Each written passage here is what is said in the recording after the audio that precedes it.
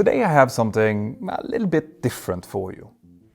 This channel is called Mentor Now, and I split it away from Mentor Pilot for a reason. You see, I wanted to cover more current topics impacting the aviation industry and you, the traveling public, and but sometimes we find news stories that doesn't really need a full-length video or that could be, well, maybe still brewing. So this is a quick breakdown of January's breaking news, brewing stories and other developments that impact the world of aviation and maybe what I think of them. Stay tuned. For our first story we go to, obviously, Boeing, where we actually have some positive news for a change involving the 777X program. The X is an enlarged, re-winged and re-engined 777 whose purpose is to replace not only the older 777 generation but also the 747-400. Now, as I have explained in many of my previous videos, this program has fallen massively behind during the last few years. It should have entered service in 2020, giving it a development time of 7 years, which would still have been 2 more years than the original 777 took to enter service back in the 1990s. But today, Boeing's customers hope to put the first 777X into service in the second half of 2026.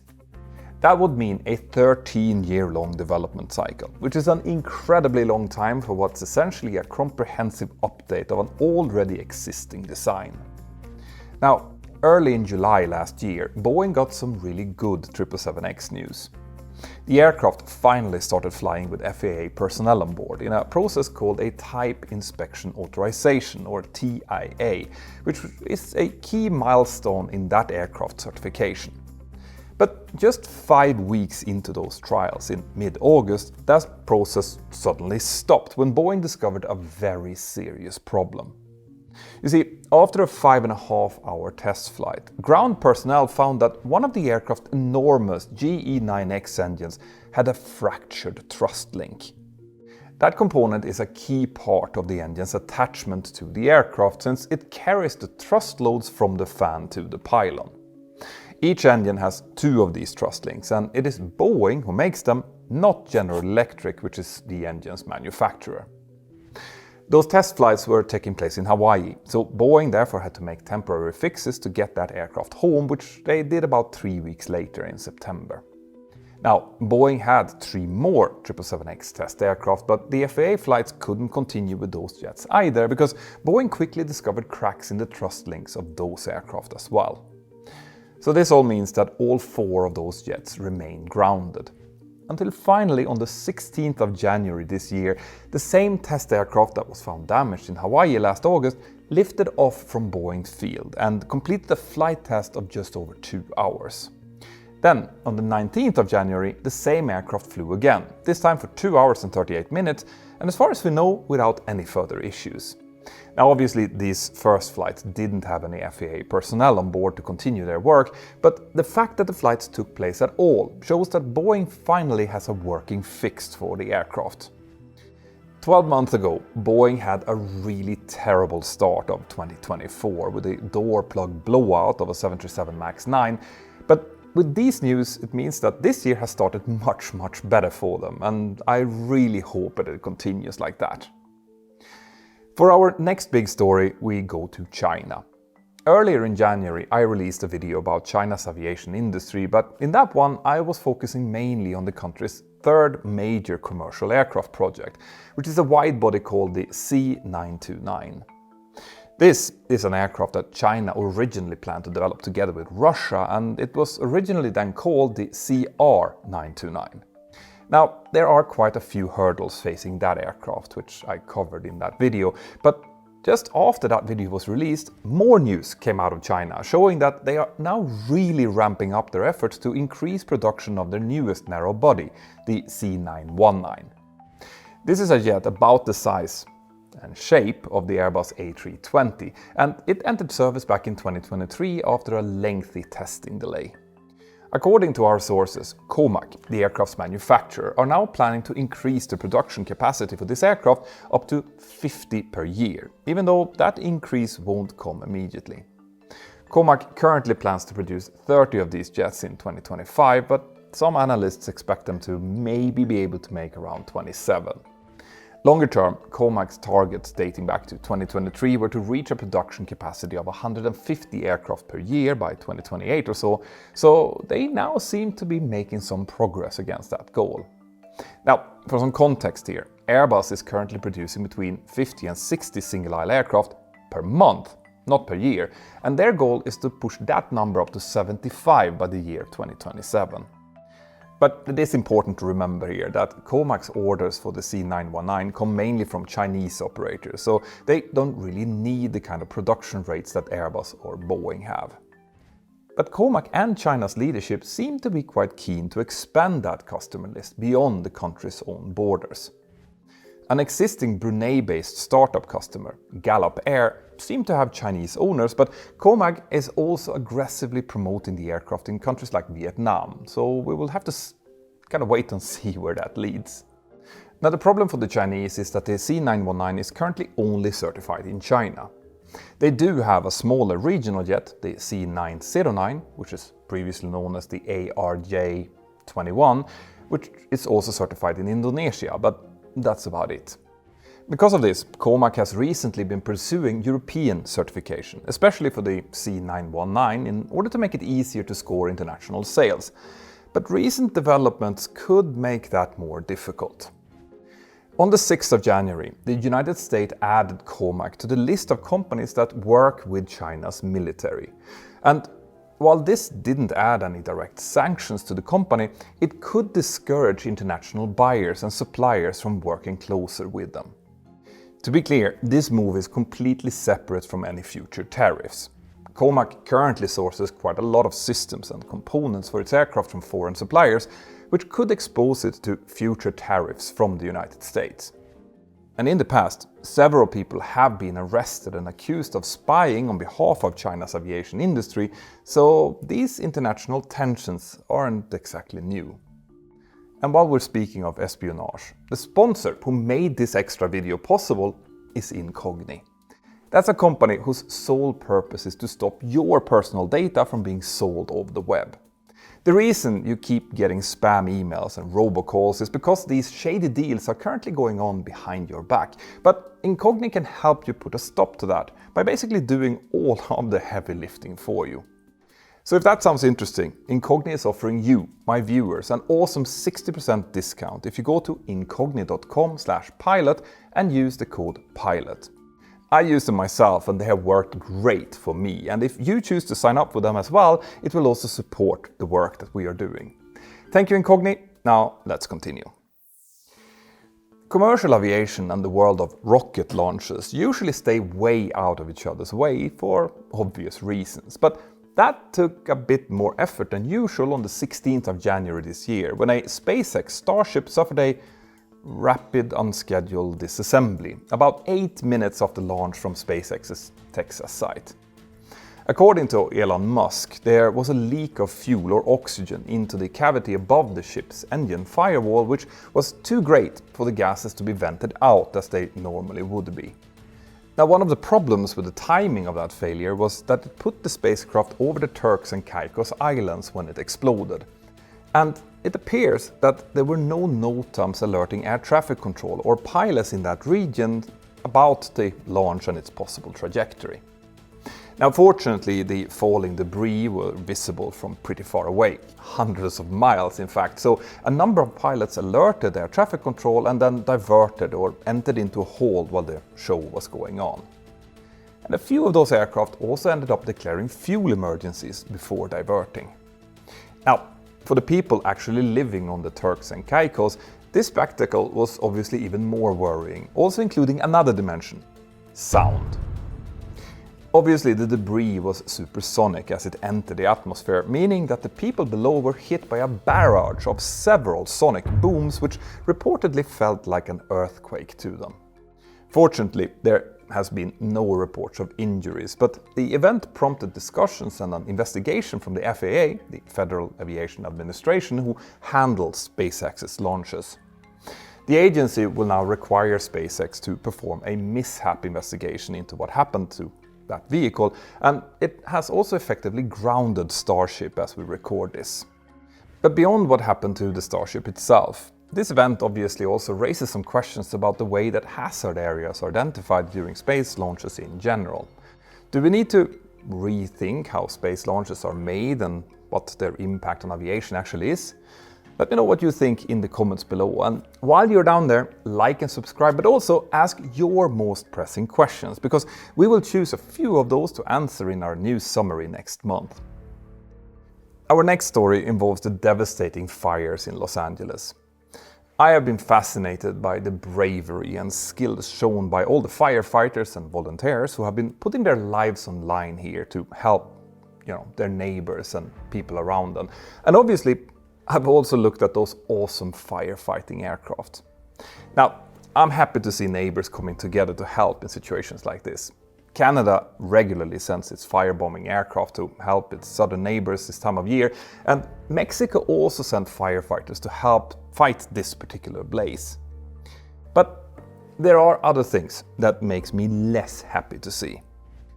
I'm sure many of you saw the story of the Canadian CL-415 Super Scooper, which was damaged and then grounded after hitting a small drone during a firefighting mission. Now, the fact that someone decides to fly a drone in the path of these aircraft, presumably to just get some cool shot of them doing their work, is in my view beyond comprehension. Yeah, I know that this was only a small drone of the size that normally doesn't even need a license, but to be clear here, it was definitely flown illegally, and it irritates me to no end. It's not like these pilots need more challenges during their missions. You would think that it should be obvious why you can't fly drones in an area with low-flying aircraft and helicopters are operating to try and fight these fires. What if, for example, one of those drones would have gone through the cockpit window, for example? Now, that's not me just making stuff up. That's actually something that's happened with helicopters in the past, with one drone hitting an occupant straight in the face. It's also worth remembering here that drones are powered with lithium batteries. Now, I don't know if the drone in the pictures shown was recovered from the ground or from inside of the plane's wing, where fuel tanks usually are, but while its battery was clearly damaged in the collision, fortunately it doesn't look like it ignited, which it easily could have. So what I'm trying to say here is that there are so many ways that this could have gone a lot worse. But what's more infuriating is that even after this happened, police authorities in the LA area kept spotting flying drones over those fires. By January the 13th, 4 days after that Canadian firebombing plane was damaged, they had detected 48 of them in total, and they keep appearing. Now, the plane in question was repaired 4 days later and was then thrown immediately back into the fight against the fires, but not only was that one aircraft unavailable for that period, all aerial firefighting had to stop for half an hour after this incident as authorities tried to secure the airspace for them. So that means that moves like this endanger the crew of the aircraft obviously, but also the firefighters below, and it only increases the devastation. So do people really need the threat of a $75,000 fine and a 1-year prison sentence to understand this? Apparently. Anyway, time for a gear change and a new topic. Airlines in the United States are getting sued for chronically late flights. The US Department of Transport defines chronically delayed flights as flights performed at least 10 times per month, which are cancelled or arrive at their destination more than 30 minutes late over 50% of the time, all in one single month. Now, the idea here is to force airlines to keep realistic schedules, and notice that these chronic delays are defined using the arrival time, not the departure time. You see, airlines generally use flight durations longer than the actual expected flight time when they're setting up their schedules, and they do this both to keep the expectations of the passengers in check and also to cover for small delays on departure. Now, the DOT argues that when the airlines have had a few delays in a row on a specific flight, well, then they should readjust their published schedule in order to make it more realistic. And if they don't, well, then they are negligent or misleading, and this could lead to people missing their connecting flights. The first airline to get in the sights of the US Transportation Department for such delays was JetBlue. The department identified 4 specific flights with delays like this. 3 departed from New York heading to Raleigh-Durham, Fort Lauderdale and Orlando, and a 4th flight between Fort Lauderdale and Windsor Locks in Connecticut. Those flights all took place in 2022 and 2023, and the penalty for JetBlue has been set to $2 million, which is the first one of its kind for any airline in the country. JetBlue will pay half that amount as a fine, and the other half will be paid directly to future customers who are hit with similar problems. JetBlue has agreed to give vouchers worth $75 or more to passengers whose flights are cancelled or delayed more than 3 hours. And then, a couple of weeks later, similar moves were also announced against 2 more airlines, Southwest and Frontier, but here we have some small twists. With Frontier, the Department of Transport has set a fine of $650,000, but the airline will only pay $325,000. The rest will be due if they misbehave again within the next 3 years. And in Southwest's case, the DOT are suing the airline in court in order to have them pay maximum civil penalties. This time, the focus was on flights between Chicago Midway and Oakland in California, as well as other flights between Baltimore and Cleveland. Now, the airlines do have some arguments of their own here. Southwest said that those flights happened over 2 years ago and boasted that in 2024 they had a 99% flight completion rate, beating everyone else in the US. And JetBlue also highlighted that these are old flights and argued that the US government has to share some of the blame here because of the understaffing of air traffic control contributing to these delays. They also added that they hope that the new administration will prioritize ATC modernization. And the likely reason they mentioned that was because all of these moves by the US Department of Transport were done by the outgoing administration. And that means that we don't yet know if the new president's government will pursue these fines, in particular that DOT suit against Southwest. And it turns out that that's a great segue to our last topic, Donald Trump's administration and their effects on aviation. I did a video on what that might look like a few months ago, and now we're beginning to see some of the results, sort of. Trump's choice to replace Transport Secretary Pete Buttigieg is Sean Duffy, and one of his first statements was to say that Boeing needs some tough love to mend its ways, also highlighting that the company is the country's largest exporter. More specifically, Duffy has said that he intends to keep the production cap of 38 737 MAX aircraft per month, which the FAA put into place last year. And he also stated that he plans to meet with Boeing's CEO at the earliest possible moment. Now, as we are recording this, not all nominations in the new government are final, so there's obviously more to come here. But the main question for most observers in the aviation world has to do with tariffs, specifically towards China and, well, basically everyone else. And on that topic, there are some mixed messages. Trump didn't introduce these new tariffs on the first day of his presidency, as he had previously promised that he would do. Instead, he is calling for studies on tariffs against China, Mexico and Canada. And he also spoke on the phone with Chinese President Xi Jinping before his inauguration, and he continues to threaten tariffs towards several countries, including European Union members. Now, this matter will likely stay fluid for some time until we see what actually happens and also what counter tariffs are imposed on the United States by the countries who are ultimately targeted. But what do you think? Let me know in the comments here below, and also let me know what you think of this new video format. Sadly, after the original taping of this video, we received the tragic news of a mid-air collision over Washington DC involving a CRJ-700 flown by PSA on behalf of American Airlines and a US Army VH-60M Black Hawk helicopter. As I'm recording this, the recovery efforts are still ongoing, but sadly it appears that all 64 passengers and crew in the CRJ and 3 crew members in the helicopter have all perished. If that turns out to be true, it would make this the first fatal crash of any American-registered passenger jet on American soil since the Colgan Air crash back in 2009. Now, the PSA crew were performing American Airlines Flight 5342 from Wichita, Kansas over to Washington Ronald Reagan National Airport, a service that typically arrives at its destination around 9 p.m. local time. The aircraft used was a 20-year-old CRJ-700, as I said, carrying 60 passengers and 4 crew. And according to an Army representative, the 3 crew members in the helicopter was completing some sort of training flight when the disaster struck.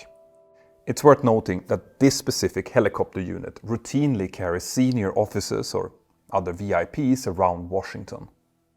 So, what do we know so far? Well, the PSA CRJ-700 was initially on approach for runway 01, which is the longest available runway in Ronald Reagan Airport.